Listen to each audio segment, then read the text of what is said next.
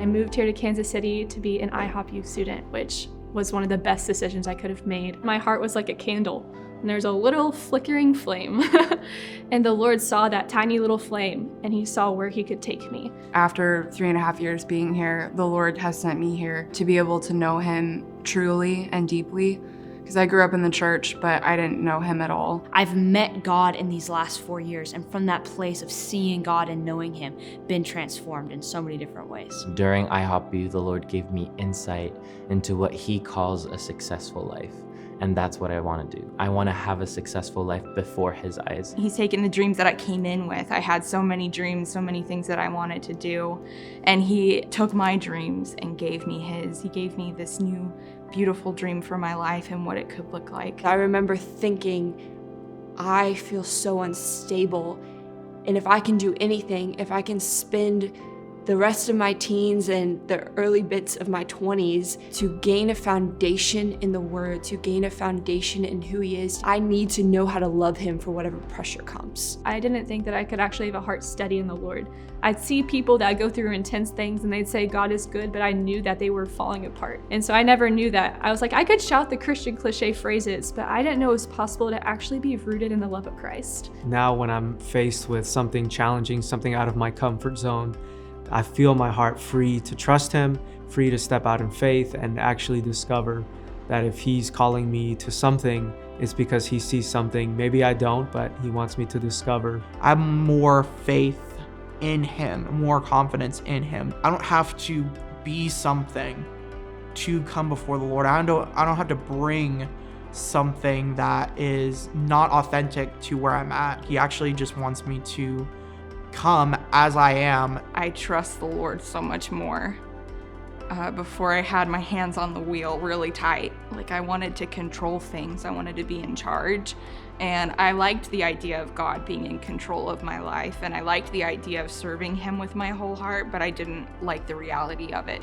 And I think over my time here that I've learned that it's actually way better when he's in charge. I'm a more free person. Slowly over time, after being in this community and coming to know God in a more personal way, I feel more free to be who I am, that I don't have to impress people, more settled, able to listen to people better, able to slow down and spend time with the Lord in a more intentional way, not so hindered by my inner thoughts. As I'm in my 30s now and thinking on ahead, I'm so thankful for the experience that I've had here to reset my life. I've seen the heart of God and how he's drawn me to say, hey, there's one thing needed, to sit at my feet and to hear my words. And so I feel like I'm gonna take that for the rest of my life as this is the priority in God's heart, and I wanna make this the priority of my heart. I didn't know what was important to Jesus before I came here. I didn't really know what he valued because I hadn't taken the time to ask him or search it out in the Word. The most important thing in life is to love God with all your heart, with all your soul, with all your mind, and with all your strength. And that would be first in my life, all the days of my life. And I've caught a vision for that. And I remember thinking, I've only seen youth be zealous. And then I came here in so many different ones, like Mike Bickle's still crying over the first commandment. And I remember going, how do I get that? God, I want to be tender when I'm 60. I want to hunger for you when I'm 70. I want to search your word when I'm 80. I want to teach my children how to love you. And IHOPU's equipped me in handing me the word and not just being like, hey, figure it out, but no, here's how you pray it. Here's how you seek me in it. Here's how you turn this and actually make it your own and let it transform you from the inside out. The Bible's come alive to me at midnight when I'm writing a paper and I'm super exhausted, but I'm crying because I'm like, wow, Jesus, you're beautiful. So I've had these moments where the Bible has become real to me. It's become alive. And so I'm excited to dig deeper into it.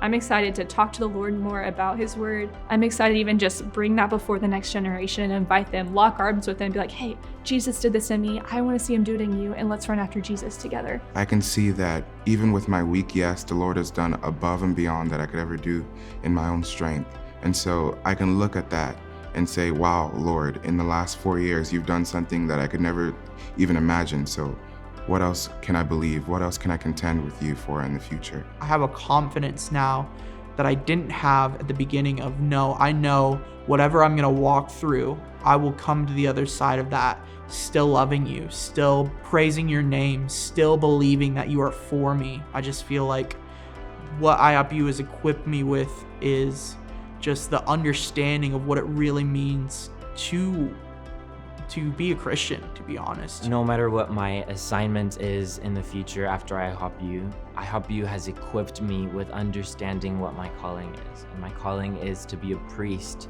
before the Lord, to be in his presence, to gaze on his beauty, to inquire in his temple, and to love him. So no matter if my assignment is to be a worship leader or a janitor, my calling remains the same.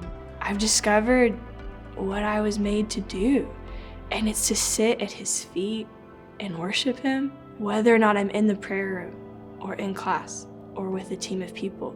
I can always sit at his feet.